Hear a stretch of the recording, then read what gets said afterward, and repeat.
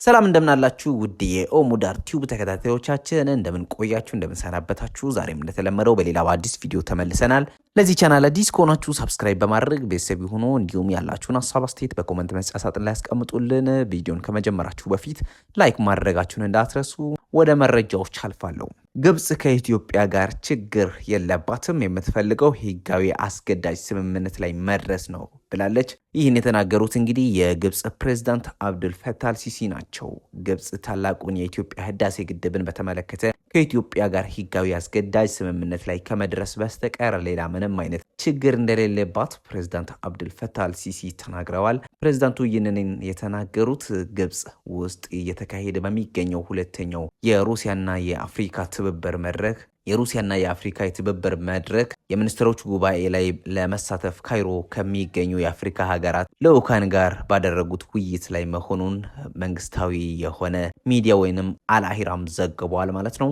ግብጽ ከኢትዮጵያ ጋር ችግር የለባትም ያሉት አብዱል ፈታህ አልሲሲ ነገር ግን ብቸኛዋ ፍላጎቷ በአባይ ወንዝ ላይ ያላት መብት እንዳይነካ ማድረግ ነው። ለዚህም ህጋዊና አስገዳጅ ስምምነት እንዲደረስ ነው በማለት ኢትዮጵያ ገንብታ ስራ ባስጀመረችው የህዳሴ ግድብ ላይ የሀገራቸውን አቋም በአጽንኦት ሰጥተው ተናግረዋል ማለት ነው። ከጥቂት ሳምንት በፊት እንግዲህ የግብጽ የውጭ ጉዳይ ሚኒስትር ባድር አብደላቲ ለ13 ዓመታት ከኢትዮጵያ ጋር የተደረጉ ንግግሮች ውጤት ያስገኙ ባለመሆናቸው አገራቸው ተጨማሪ ውይይት እንደሚያስፈልግና መብቷን በዓለም አቀፍ ህግ መሰረት እንደምታስከብር ለቢቢሲ ተናግረው ነበር። የግድቡ ግንባታ በተካሄደበት 14 ዓመታት ውስጥ በኢትዮጵያና በግብጽ እንዲሁም በሱዳን መካከል በተደጋጋሚ ሲቋረጥና ሲቀጥል የቆየው ድርድር በተለያዩ ሀገራትና ተቋማት አሸማጋይነት ሲካሄድ መቆየቱም ይታወሳል። በእነዚህ ጊዜያት ሁሉ አሁን ፕሬዝዳንት አልሲሲ ያነሱት የግድቡን ውሃ አሞላልና ዘላቂ አስተዳደርን በተመለከተ ህጋዊና አስገዳጅ ስምምነት ኢትዮጵያ እንድትፈርም በተደጋጋሚ ከግብጽ የቀረበ ጥያቄ ተቀባይነት ባለማግኘቱ ከስምምነት ላይ ላለመድረሳቸው ምክንያት ሆኖ ቆይቷል። ግብጽ የምትጠይቀው ታሪካዊ የአባይ ውሃ ድርሻዋን በተመለከተ ኢትዮጵያ ባልተካተተችበትና ምንም ድርሻ ባልነበራት ኢፍታዊ ባለችው የቅኝ ግዛት ዘመን ስምምነት እንደማትታገዝ በመግለጽ ውድቅ አድርገዋለች። የአባይ ወንዝ ከ85 በመቶ በላይ ውሃን የሚያገኘው ከኢትዮጵያ ሲሆን የወንዙን አብዛኛውን ውሃ የምትጠቀመው ግብጽ በኢትዮጵያ የተገነባው ግድብ ብቸኛዋ የውሃ ምንጭ መጠን ያሳጣኛል በሚል ስጋት ፈጥሮባታል። ግብጽ በአውሮፓውያኑ 1959 የተፈረመውንና አብዛኛውን የወንዝ ውሃ ድርሻ የሚሰጣትን የቅኝ ግዛት ስምምነት በመጥቀስ የወንዙን ውሃ ሙሉ በሙሉ በበላይነት ለብቻዋ የመጠቀም ፍላጎት አላት በማለት ኢትዮጵያ ይህን ሁኔታ መለወጥ እንዳለበት ስትከራከር ቆይታለች። ኢትዮጵያ በአባይ ወንዝ ላይ ያላት ድርሻዋን ባረጋገጠ መልኩ ፊታዊና ምክንያታዊ አጠቃቀም ላይ ስምምነት እንዲደረስ እና ታላቁ የህዳሴ ግድብ የግብጽን የውሃ ደህንነት ላይ አደጋ የሚጥል አይደለም ስትል በተደጋጋሚ ገልጻለች። ፕሬዝዳንት አልሲሲ ከአፍሪካ ሀገራት ተወካዮች ጋር ቅዳሜ ዕለት ባደረጉት ውይይት ግብጽ በሌሎች ሀገራት የውስጥ ጉዳይ ውስጥ ጣልቃ አለመግባት እና አለመረጋጋትን በማስወገድ በኩል ያላት ፖሊሲ ወጥና ጽኑ ነው ማለታቸውን ከጽህፈት ቤታቸው የውጭ መግለጫ መላክቷል። የኢትዮጵያ የውጭ ጉዳይ ሚኒስቴር በቅርቡ ባወጣው ጠንካራ መግለጫ ግብጽ የአፍሪካን ቀንድን ለማተራመስ ጥረት እያደረገች ነው በማለት ከሷል።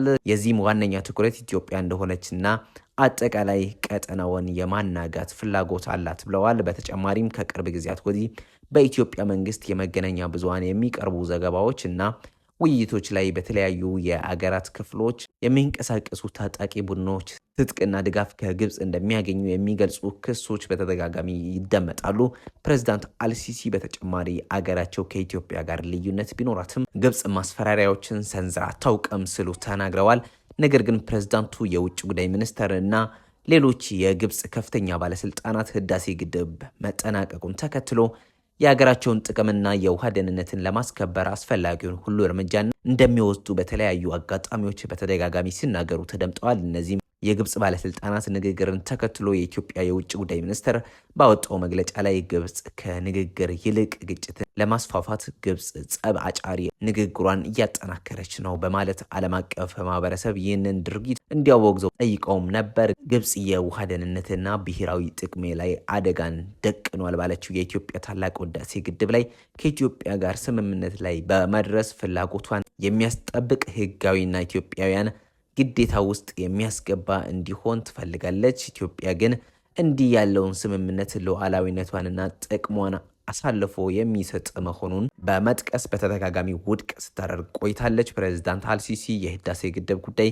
ከዚህ ቀደም ወደ አፍሪካ ህብረት፣ የተባበሩት መንግስታት፣ አረብ ሊግ እንዲሁም ደግሞ የአውሮፓ ህብረት፣ አሜሪካና ሌሎች ሀገራት ዘንድ በመውሰድ በኢትዮጵያ ላይ ግፊት ለማድረግ ሲሞክሩ ቆይተዋል። አሁን ላይ የወጡ ባሉ መረጃዎች መሰረት ግን ግብጽ ከኢትዮጵያ ጋር ችግር የለባትም፣ የምትፈልገው ህጋዊ አስገዳጅ ስምምነት ላይ መድረስ ነው ብለዋል የግብጽ ፕሬዝዳንት አብዱልፈታህ አልሲሲ። ከዚህ ጉዳይ ጋር ተያይዞ የሚወጡ መረጃዎችን ወደ እናንተ የማጋራችሁ ይሆናል። ለዚህ ቻናል አዲስ ከሆናችሁ ሳብስክራይብ እያደረጋችሁ ቤተሰብ መሆን ትችላላችሁ። እንዲሁም ያላችሁን ሀሳብ አስተያየት በኮሜንት መስጫ ሳጥን ላይ ያስቀምጡልን። ቪዲዮን ላይክ ማድረጋችሁን እርግጠኛ ሁኑ። መልካም ቀን ይሁንላችሁ።